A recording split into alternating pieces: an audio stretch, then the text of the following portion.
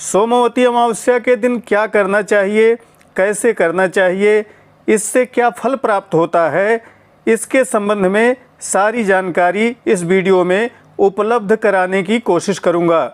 इस दिन आपके आसपास जो भी तीर्थ हो, नदी हो, जलाशय हो, उसमें स्नान का महत्व बतलाया गया है। अमावस्या में तीर्थ स्नान का विशेष महत्व है तथा अमावस्या तिथि में श्राद्ध का भी विशेष महत्व बतलाया गया है। इस दिन किए गए श्राद्ध से पितरगण तृप्त हो जाते हैं। दोपहर में कुतुब बेला में पितरों के निमित्त इस दिन श्राद्ध करना चाहिए।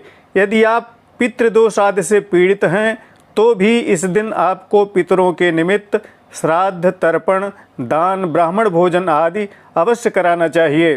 त्रिपिंडी श्राद्ध, पार्वण श्राद्ध, नारायण बलि आदि भी इस दिन कर सकते हैं। अमावस्या में दान के महत्व को भी बतलाया गया है। कोई भी अमावस्या हो उसमें तीर्थ स्नान, श्राद्ध तथा दान का विशिष्ट फल है। इस दिन आप सोमवती अमावस्या का व्रत भी कर सकते हैं तथा पीपल वृक्ष के मूल में लक्ष्मी सहित श्री हरि विष्णु की प्रतिमा स्थापित करके उनकी षोडशोपचार पूजा करनी चाहिए। साथ ही साथ पीपल वृक्ष की भी पूजा करनी चाहिए। इससे आयु, आरोग्यता, ऐश्वर्य, पुत्र पौत्र संतति के साथ साथ सौभाग्यवती माताओं के पति की आयु में वृद्धि होती है, वैधव्य दोष समाप्त होता है। इस व्रत और पूजन के प्रभाव से वैधव्य का जो योग है वह नष्ट हो जाता है। आइए सोमवती अमावस्या के व्रत एवं पूजन के विधान की शास्त्र प्रमाण से चर्चा करते हैं। कहा गया है, अमा सोम समायोगो यत्र यत्र हि लभ्यते तीर्थे कपिलधारं च गंगा च पुष्करम तथा दिव्यांतरिक्ष भूमानि यानि तीर्थानि सर्वशः तानि तत्र वशिष्यन्ति दर्शे सोम दिवस्थिते। अर्थात अमावस्या के दिन यदि सोमवार पड़ जाए तो वह अति श्रेष्ठ है। तीर्थ, कपिलधारा, गंगा, पुष्कर, दिव्य, अंतरिक्ष और भूमि के जो सारे तीर्थ हैं वे सब सोमवती अमावस्या के दिन अपने अपने स्थान पर ही रहते हैं। अमावस्या तो सोमेन सप्तमी भानुना सह चतुर्थी भूमिपुत्रेण सोमपुत्रेण चाष्टमी चतस्रस्तिथयस्त्वेता सूर्यग्रहण सन्निभा स्नानम दानम तथा श्राद्धम सर्वम तवाक्षयम भवेत्। अर्थात सोमवार के दिन अमावस्या हो, रविवार को सप्तमी हो, मंगलवार को चतुर्थी हो, बुधवार को अष्टमी हो, तो ये 4 तिथियां सूर्य ग्रहण के समान मानी गई हैं।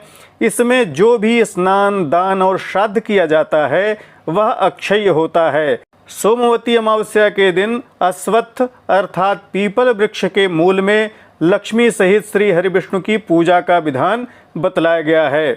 इस दिन प्रातः काल उठकर मौन स्नान करना चाहिए, कौशेय वस्त्र धारण करना चाहिए, पीपल वृक्ष के पास जाकर के पूजा करनी चाहिए। सबसे पहले स्नान ध्यान के बाद संकल्प करना चाहिए कि आज सोमवती अमावस्या के दिन समस्त पापों को नष्ट करने तथा पुत्र पौत्र संतति वृद्धि के लिए, जन्म जन्म अवैधव्य के लिए, संतान की दीर्घायु, आरोग्यता तथा परम सौभाग्य की प्राप्ति के लिए सोमवती अमावस्या का व्रत करके अश्वत्थ मूल में लक्ष्मी सहित श्री विष्णु का पूजन करूंगा। इस तरह से संकल्प धारण करना चाहिए। उसके बाद पीपल वृक्ष के मूल में भगवान श्री हरि की प्रतिमा को स्थापित करके षोडशोपचार पूजा करनी चाहिए। आवाहन, स्थापन, ध्यान, पाद्य, अर्घ्य, आचमन, स्नान, वस्त्र, यज्ञोपवीत, उपवस्त्र, चंदन, अक्षत, पुष्प, तुलसी, धूप, दीप, नैवेद्य, फल, तांबूल, दक्षिणा, प्रदक्षिणा, नमस्कार पूर्वक भगवान की पूजा करनी चाहिए। पीपल वृक्ष की भी पूजा करनी चाहिए। पीपल के वृक्ष में जलदान, सूत्र से बेष्टन करके 108 परिक्रमा करनी चाहिए। भगवान सोम तथा अमावस्या को भी प्रणाम करना चाहिए। अमायै नमः, सोमाय नमः इस नाम मंत्र से अमावस्या तथा सोम को नमस्कार करना चाहिए। मूलतो ब्रह्मरूपायो मध्यतो विष्णुरूपिणे अग्रतः शिवरूपाय अश्वत्थाय नमो नमः इस मंत्र से अश्वत्थ की पूजा करके 108 प्रदक्षिणा करनी चाहिए।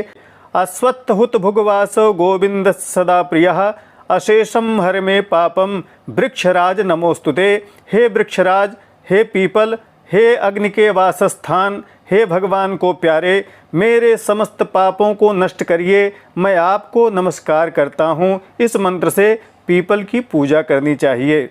सोमवती अमावस्या के दिन निश्चित फल की प्राप्ति के लिए ब्राह्मण को वस्त्र सुवर्ण दक्षिणा देनी चाहिए और प्रार्थना करनी चाहिए, यन्मया मनसा वाचा नियमात्म पूजनं कृतं सर्वं संपूर्णतां यातु तद विष्णोश्च प्रसादतः।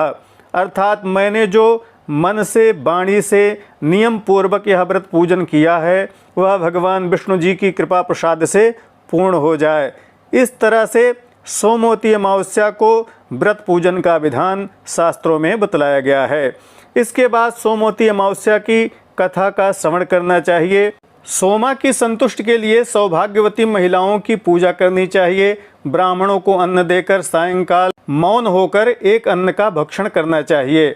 आप चाहें तो बिना अन्न के भी व्रत रह सकते हैं, अन्यथा आप सायंकाल एक अन्न का भोजन भी कर सकते हैं। इस तरह से 12 वर्ष इस व्रत को करना चाहिए।